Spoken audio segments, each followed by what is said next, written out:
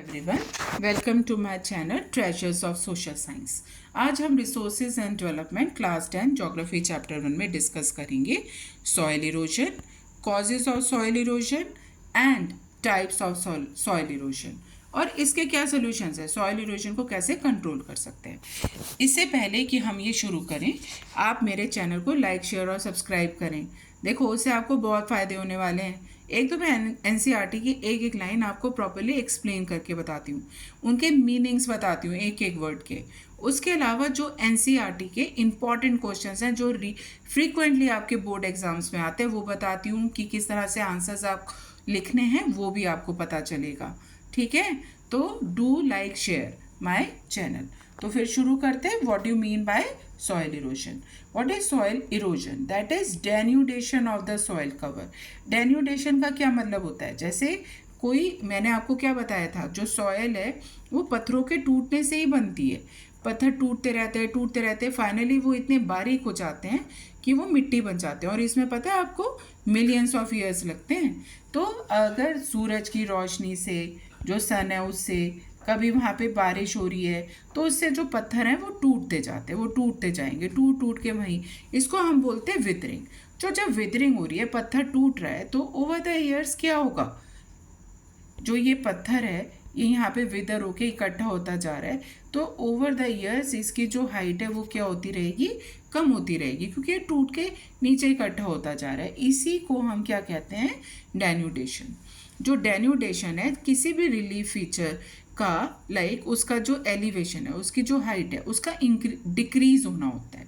और जब ये विदर्ड मटेरियल इकट्ठा हुआ तो फिर ओवर द टाइम ईयर की बारिश होएगी तो वो जो पानी, बहता हुआ पानी है, वो इसको अपने साथ इरोड करके ले जा सकता है। इसके अलावा अगर कोई एरियड एरिया है जहाँ पे पेड़ नहीं है, ज़्यादा बारिश नहीं हो रही है, वहाँ पे हवा ये काम कर सकती है। और जो पहाड़ी इलाके हैं वहाँ पे ग्लेशियर्स ये काम करते हैं। तो इसी को हम क्या कहते हैं, सॉइल इरोजन कहते हैं। तो इसमें बहुत सारे, लाइक सॉइल इरोजन एक नेचुरल प्रोसेस है, ये नहीं है कि मतलब सॉइल इरोजन नहीं होना चाहिए। अब सॉइल फॉर्म हुई है तो वो इरोड भी होगी और कहीं और जाकर इकट्ठी भी होगी, जो उसकी फिर डेपोजिशन भी होगी। लेकिन अगर वो ह्यूमन एक्टिविटीज़ की वजह से बहुत ज़्यादा इंक्रीज हो जाती है तो वो सही नहीं है। तो हम पहले पढ़ेंगे what are the causes of soil erosion. तो ह्यूमन एक्टिविटीज़ कौन सी है जिनकी वजह से सॉइल इरोजन होती है, that is first is deforestation, second is overgrazing, third is construction activities, and fourth is mining, and fifth is defective method of farming. ये 5 ह्यूमन एक्टिविटीज़ हैं जिनकी वजह से सॉइल इरोजन होती है। अगर आपके पास क्वेश्चन आता है what are the causes of soil erosion, which human activities have cause the soil erosion, तो ये 5 ह्यूमन एक्टिविटीज़ हैं जिनकी वजह से सॉइल इरोजन होती है। लेकिन जो नेचुरल फैक्टर्स हैं, फोर्सेस हैं या नेचुरल फैक्टर्स हैं सॉइल इरोजन के, that is your wind, glacier and running water. जो विंड है और जो ग्लेशियर है और जो रनिंग वाटर है वो भी क्या करते हैं, सॉइल इरोजन करते हैं। तो इसमें आपके चैप्टर में ऑलरेडी एक्सप्लेन भी है कि विंड और वाटर ग्लेशियर, जो वाटर इरोजन है वो कौन सी अलग अलग तरह की होती है, तो वो हम आगे डिस्कस करेंगे। लेकिन ग्लेशियर क्या है ये आपकी बुक में एक्सप्लेन है, लेकिन फिर भी आपको पता होना चाहिए कि what do you mean by glacier erosion. तो ग्लेशियर इरोजन का क्या मतलब है, आपको पता है व्हाट इज ग्लेशियर, आपको पता है ना, that is moving piece of ice. तो जैसे स्नोफॉल हुई, वो एक large piece chunk of ice है, वो ड्यू टू ग्रेविटी मूव करता है। और जब वो मूव करता है तो वो आसपास जो उसके रॉक्स हैं उनको इरोड करेगा, बेड से इरोड करेगा, साइड से इरोड करेगा और उनको अपने साथ बहाता हुआ नीचे ले आएगा। और वो रॉक्स इरोड होने के बाद एक दूसरे से टकराएंगी और उसकी वजह से धीरे धीरे क्या हो जाएगी, सॉइल फॉर्मेशन, जो सॉइल है वो भी फॉर्म होती है और जो रॉक्स है वो भी इरोड होता है। और जहाँ वो ग्लेशियर मेल्ट होता है वो सारा चीज़ वहाँ पे जाकर इकट्ठा हो जाती है। ठीक है, तो जो ग्लेशियर इरोजन है, जो ग्लेशियर है वो भी रॉक्स को या सॉइल को एक जगह से दूसरी जगह ले जाने का काम करता है। ठीक है, अब ये टाइप्स ऑफ सॉइल इरोजन है जो आपके इस वाले चैप्टर में हम लाइक विल डिस्कस। जैसे जो शीट और गली और जो रिल इरोजन है, ये तीनों किसकी वजह से होती हैं, वाटर की वजह से। आपके बुक में रिल इरोजन नहीं गिवन है, लेकिन मैं फिर भी आपको एक्सप्लेन कर दूंगी। और इसके अलावा विंड, जो विंड है उसकी वजह से भी, ये दूसरी तरह थर्ड टाइप ऑफ इरोजन है। आपकी बुक में 1, 2 और ये 3 टाइप्स ऑफ इरोजन्स एक्सप्लेन्ड है। तो आपके पास है what are the different types of erosion, तो आप क्या कहोगे, sheet erosion, gully erosion and wind erosion. ये 3 टाइप्स ऑफ इरोजन है। तो अब हम इनको डिटेल में देख लेते हैं। ठीक है, सबसे पहले हम बात करते हैं शीट इरोजन की। से ये देखो, एक ये लार्ज पीस ऑफ लैंड है, तो रनिंग वाटर है, तो अगर इसके ऊपर कुछ वेजिटेशन कवर नहीं है या थोड़ा सा भी है, तो लार्ज एरिया से जो थिन शीट ऑफ जो सॉइल है वो पानी रिमूव कर देता है। बहता हुआ पानी उसे अपने साथ एक थिन शीट ऑफ लेयर को रिमूव कर देता है, तो उसको हम क्या कह देते हैं, sheet erosion. So what is sheet erosion? Sometimes water flow as a sheet over a large area down a slope and causes the top soil to wash away. सिर्फ जो top thin layer of the soil is removed by the running water. ठीक है, जब ये slope से एक slope पर पानी बह रहा होता है और वो इस तरह से थिन शीट को रिमूव कर देता है, उसको हम शीट इरोजन कहते हैं। और इससे थोड़ी ज़्यादा हो जाती है, थोड़ा और सॉइल कवर रिमूव होगा तो वो रिल इरोजन होता है।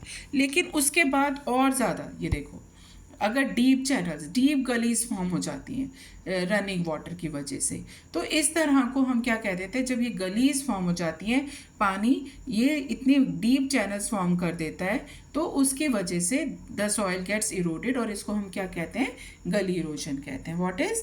When the running water cuts through the clay soil and make deep channels is called गली इरोजन। तो इस तरह का लैंड कैसे हो जाएगा, जब इतनी सारी डीप चैनल्स बने हुए होंगे तो वो अनफिट हो जाएगा फॉर कल्टीवेशन।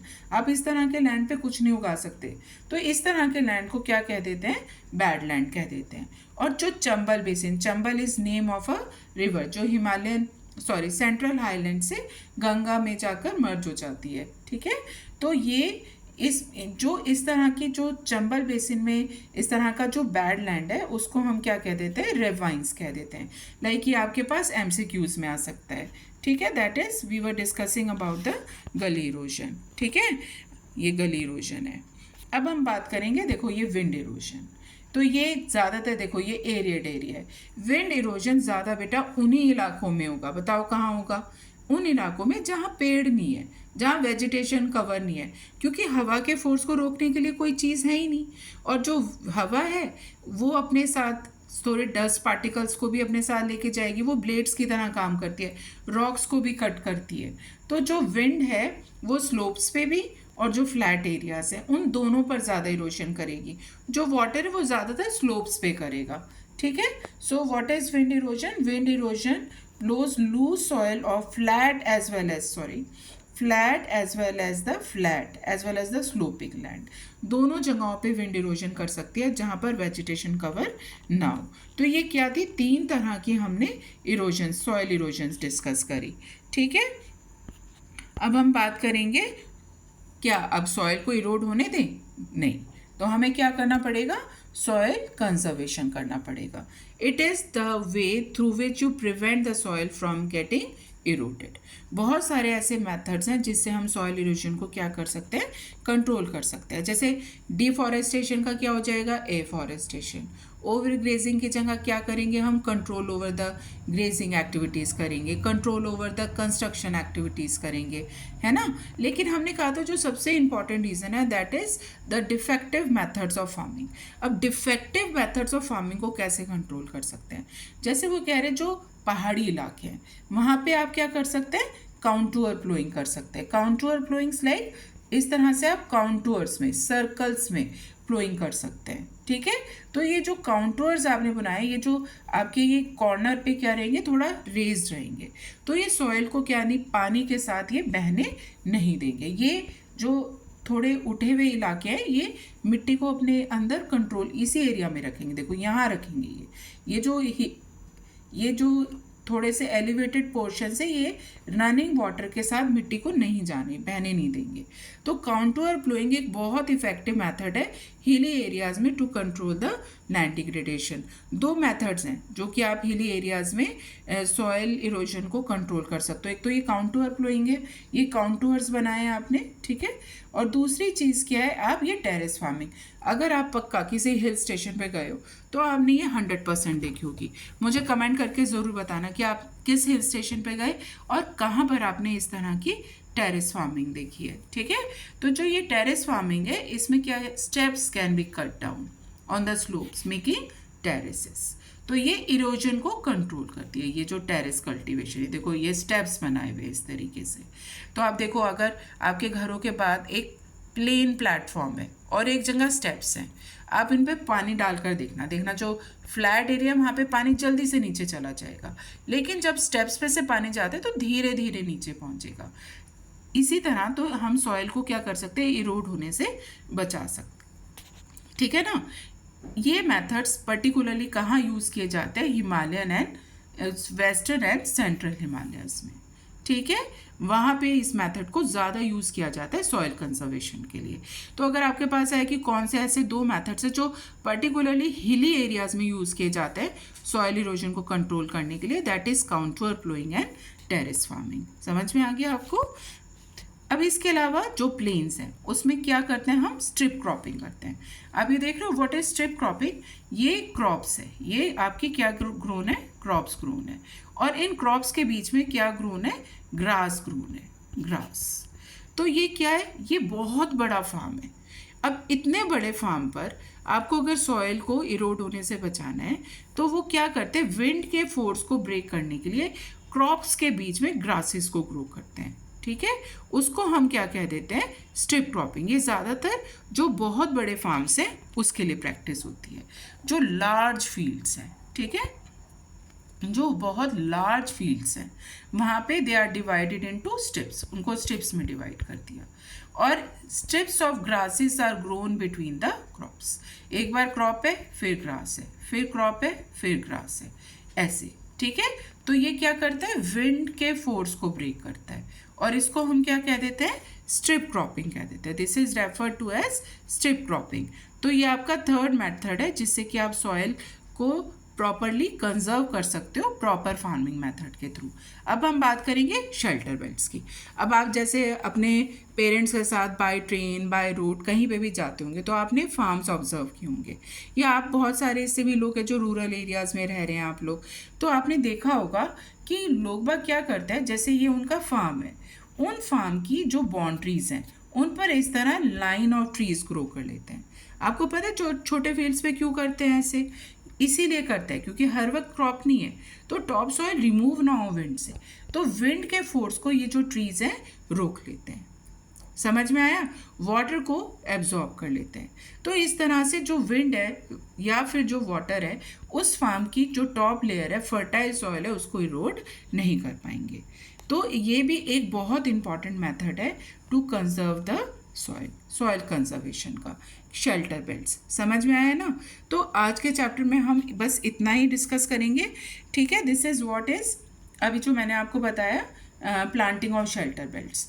और ये कहाँ कहाँ होता है, अगर हम बात करें तो ये आपके वैसे तो सब जगह होता है, stabilising sand dunes in the desert areas में, ठीक है। वहाँ पे थॉर्नी बुशेस भी उगाई जाती हैं।